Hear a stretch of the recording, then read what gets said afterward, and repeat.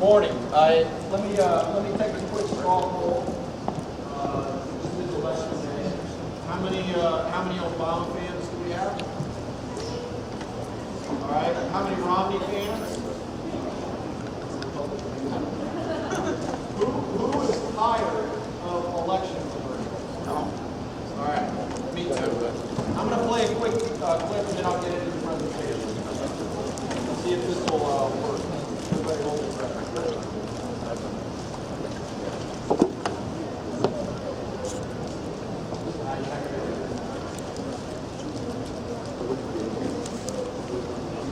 All right. That was the clip from Kennedy's inaugural address, JFK, back in January 1961. Who here has heard, "Ask not what your country can do for you, but what you can do for your country"?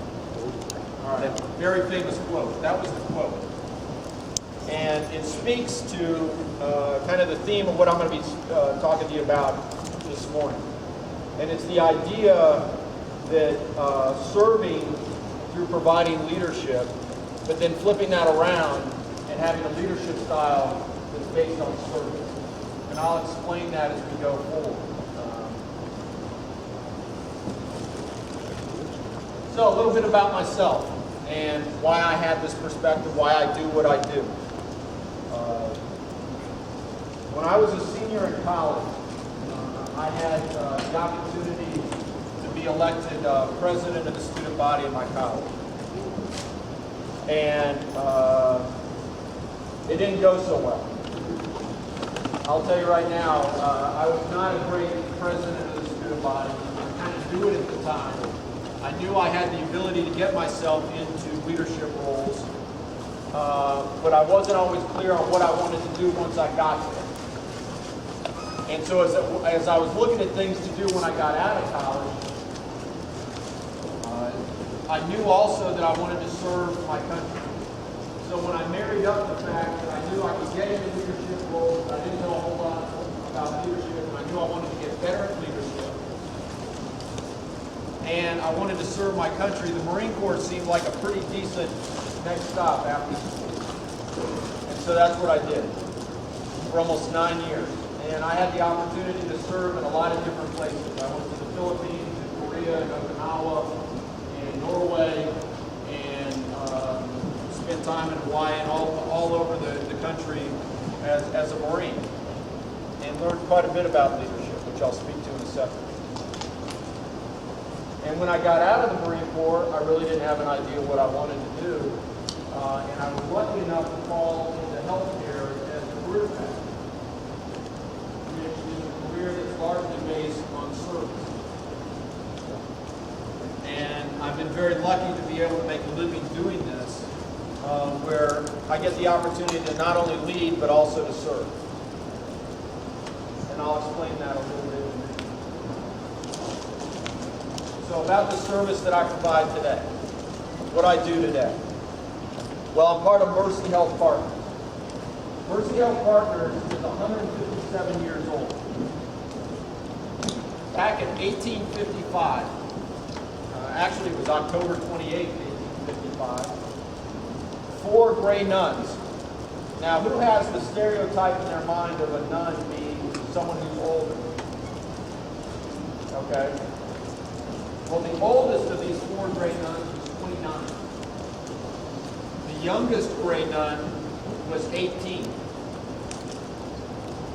And these 4 young women were sent to Toledo by a Mother Superior up in Montreal because the bishop from this part of the state had requested help because the conditions here in Toledo were so difficult, so deplorable. There were literally people dying in the streets. There was a swamp. There was no hospital and no orphanage. They sent 4 gray nuns down here to set up the first hospital and the first orphanage in Northwest Ohio. And it took them all of 2 weeks. They got a house. One floor of the house was the hospital. The other floor of the house was the orphanage. And that happens to be where St. Vincent's sits today in downtown Toledo on Cherry Street. A hospital has been sitting there for 157 years. Part of the same ministry. part of the same tradition of service, of meeting needs in the community. And I'm part of that today. I have the privilege of leading it today. The idea being to serve the community, to be a benefit.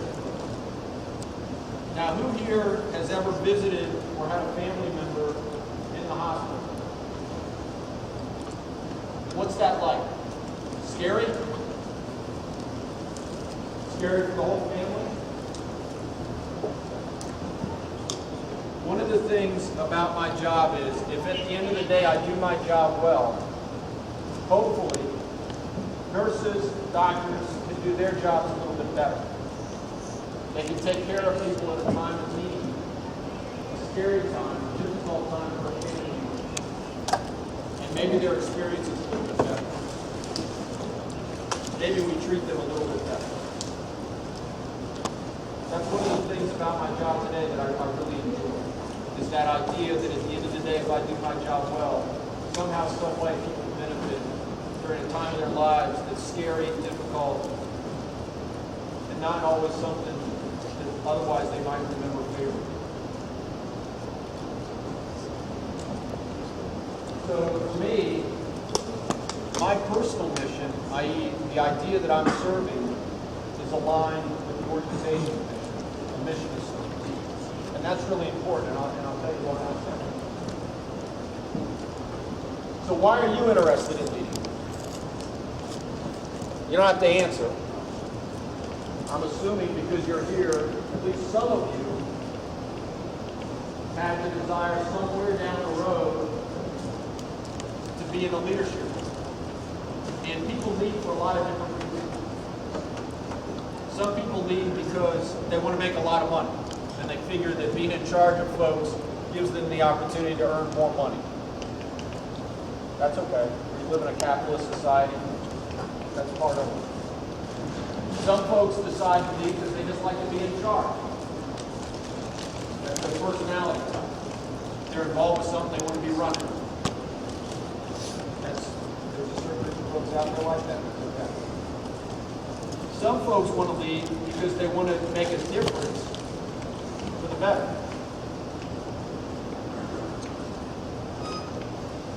It doesn't matter why you choose to go down this path, but you've got to figure out why you're interested in it before you really get to doing it. And it's okay to try on different hats. It's okay to try different things. It's okay to get into different leadership roles to figure out what you're really passionate about, because that's what I did. I tried on different things. When I went to college, one of the things I did my freshman and sophomore year, I took as many different courses and as many different topics as I could, because I just wanted to figure out what I was passionate about, what I was interested in. You need to do the same thing.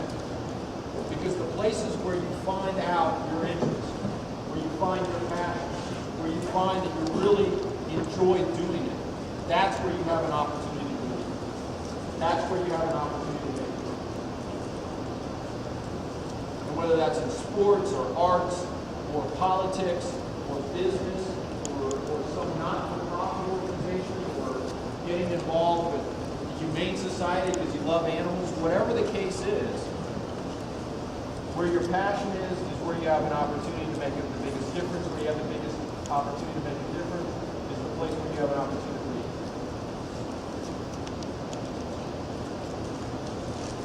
So as you go down the road, do a couple things. Pay attention to the things where you feel comfortable spending your time and your energy. Because those are the places that may be where you have some passion. And I'll explain why this is so important. Because leadership isn't a part-time thing. Leadership is a full-time thing. And if you're not passionate about it, you're not going to do it all that well. And if you're not going to do it all that well, you're going to be wasting your time and everybody else's. But if you're really committed to something, you really believe in it, you really want to make a difference in it, that's where you have an opportunity. We'll talk about that a little more.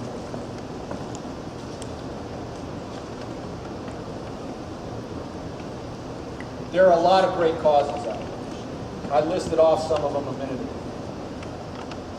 All of you can think of things today that are meaningful to you. Some of those will remain meaningful to you as you get older. Some won't. The places that are really meaningful,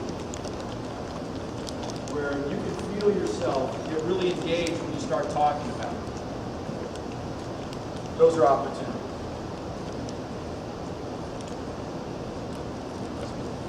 Find where your passions are, and that's where you have an opportunity to lead. Find where you can make a difference, and that's where you have an opportunity. And leadership is not easy. And just like me, many of the times when you first get into leadership roles, you may fail. You may not do well. And one of the hardest things to do is put yourself out there. Right? Because you open yourself up to criticism. But allow yourself the opportunity to fail. The worst thing you can do is decide not to take the risk of leadership because you're afraid of failing at leadership. The best thing you can do is to put yourself out there, you try something, and I guarantee you, by doing that, you're going to learn 10 times more than by watching on the sidelines.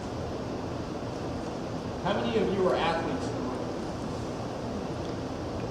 What's the difference between being in the stands and being on the field in terms of how easy it is to do something? Big difference, right? You can sit in the stands and all day long say, gosh, they should have done this and they should have done that. Then you get out on the field.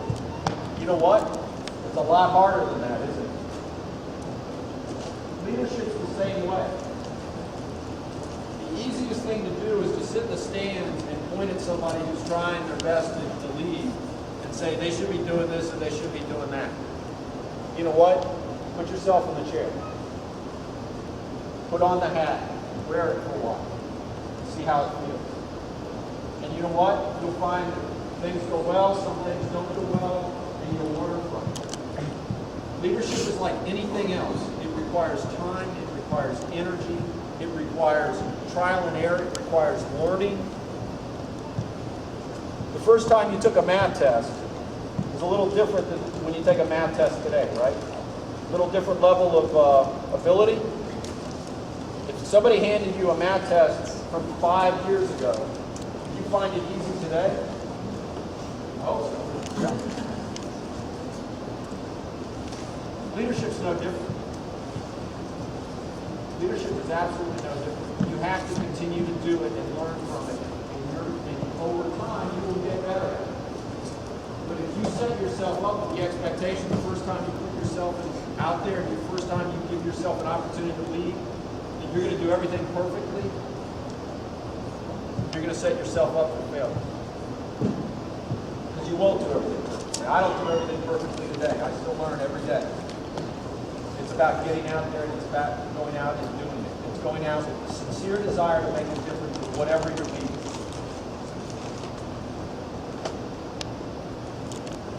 So what's leadership through service? Let's talk about practice it on your own. Does a coach have to tell you need to be practicing? Okay. Now let me use the analogy of a team captain. What's more effective? A team captain that runs around saying, all right, everybody on the team, we got to get better for next year, so we all need to go lift weights. But that team captain never goes to the weight room? Is that going to be effective? What happens without even saying it? We need to go lift weights. That team captain spends extra time in the weight room. Is that going to influence other people on the team? Okay, that's leadership. You don't always have to be telling folks to lead. You can influence by your behavior other people move in the right direction. That's leadership. And that's why leadership is a lifestyle. You have to walk the walk. You can say anything as a leader. You can go out and tell folks anything you want to tell them. At the end of the day, it's about what you do. You ever had somebody, watch somebody in a leadership role, and they say one thing and do another? What's that make you think? Do you want to follow that person? It's about fully committing yourself. And that's why the passion piece is so important, because if you're going to be fully committed to something, you better darn well like it and not have a problem fully invest yourself in it. It better be aligned with who you are.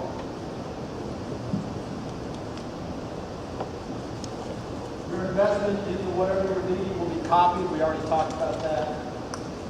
Leadership means selfless devotion to those you lead. Let me use 2 examples for the Marine Corps about what that means.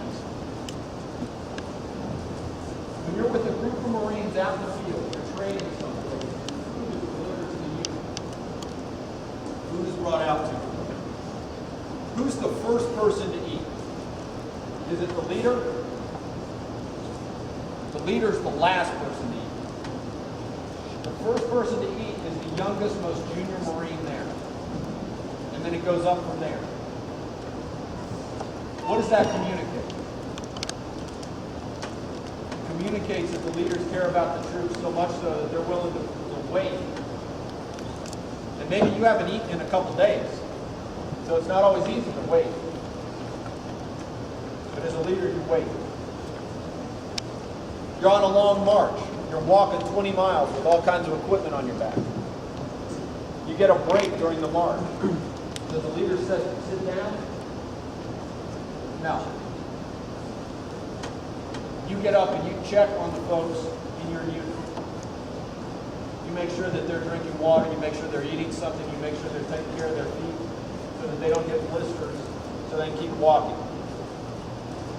If you have a Marine that's struggling with too much weight on their back, what do you do as a leader? You take their pack from them, you put it on top of your pack, and you keep walking. That's leadership. That's putting yourself out there. That's making the sacrifice more for yourself than those you're leading. That's what communicates leadership.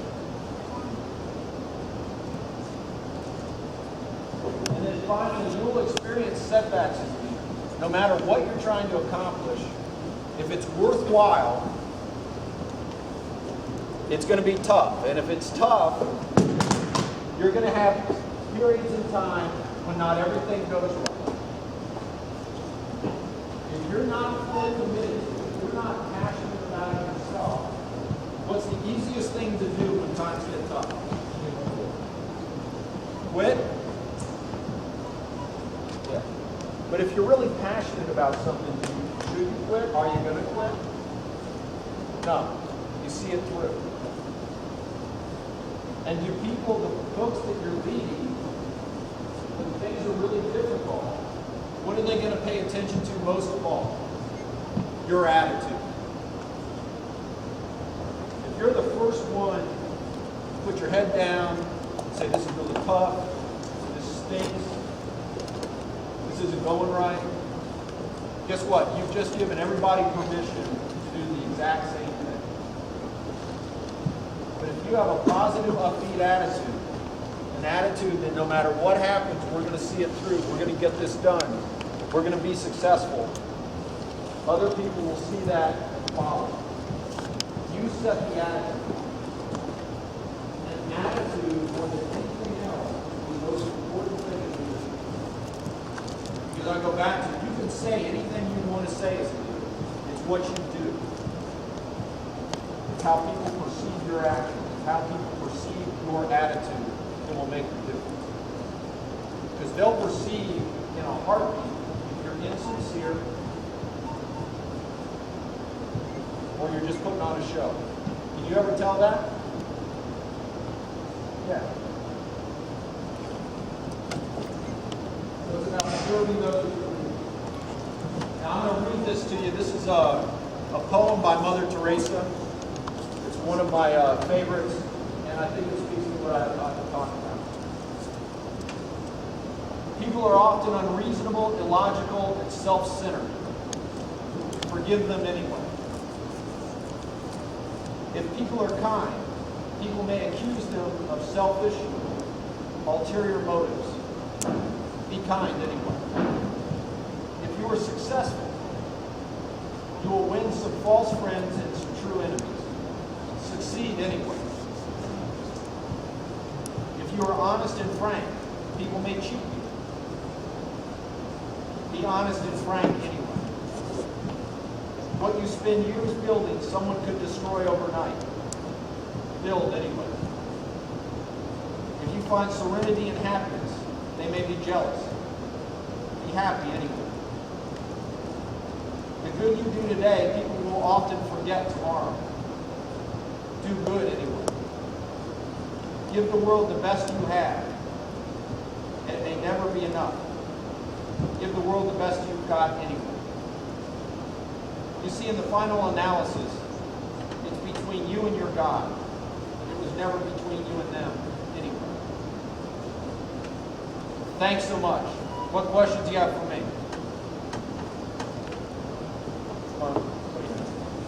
Yeah. You said you had a tough time being a student body president. Yeah. What caused you to happened? Yeah. So the question was, when I was president of the student body, why did I have a tough time? A couple things. One, at the time, I didn't fully understand leadership, how much investment, time, and energy it took. I think I was trying to be a part-time leader. And so there were a lot of things going on. The student government was fairly complex at my college, and I don't think I learned everything I needed to know about how it worked so that I could be as effective as I might have been. And then the other part, this is the most important part, leadership requires relationships, really strong relationships, not only with those you lead, but those that your organization impacts. And I don't think I took the time to build enough relationships around campus. I didn't build enough of a relationship with the dean. I didn't build enough relationship with some of the faculty members. I didn't build enough relationships with some of the other folks on campus, some of the other organizations on campus that were really important. And I think as a leader, the strength of your organization is often based on the strength of the relationships you build with other organizations. And so I don't think I invested nearly enough time in that. And so in my role today, I probably spend as much time building relationships with folks outside my organization as I do building relationships inside my organization, because I understand that many of those relationships will pay dividends for my organization if they're strong. And so I think so much of it is about investing yourself fully and spending a lot of time working on the personal relationships in and around your position, whatever that is. Any other questions? Yeah. How'd you get into like the hospital business? How did I get in the hospital business? Quite by accident. I got out of the Marine Corps and I interviewed with 14 companies in 2 days. I went to a job conference where they bring in all kinds of companies for folks getting out of the military, and you interview with just company after company after company. One of those companies out of the 14 was a healthcare company. And that happened to be the company I signed on with because I thought they had the most interesting stuff going on. And that job led to another job, and I went through 2 consulting jobs. That was a healthcare consulting job. Ultimately, I wound up in a hospital, working as a consultant in a hospital. And after doing that for about a year, they asked me to switch over to hospital administration. So it wasn't like I sat down one day and mapped out a path that was going to get me to this spot. It was more I followed kind of my heart. I followed the opportunities as they presented. I took some risks. I took 1 or 2 jobs along the way that were a little risky from the standpoint of how they might turn out, but I thought they had upside. And really, I think the most important thing is you follow your gut, you follow your heart, and do something that you're passionate about. I can't emphasize that enough. I've never met anybody who is really good at what they do if they're not passionate about it. It takes too much time, too much energy to get good at something, and if you're not really into it, you're not going to invest the time to get really good at it. Any other questions? All right. Thanks so much, guys. Thanks for your time.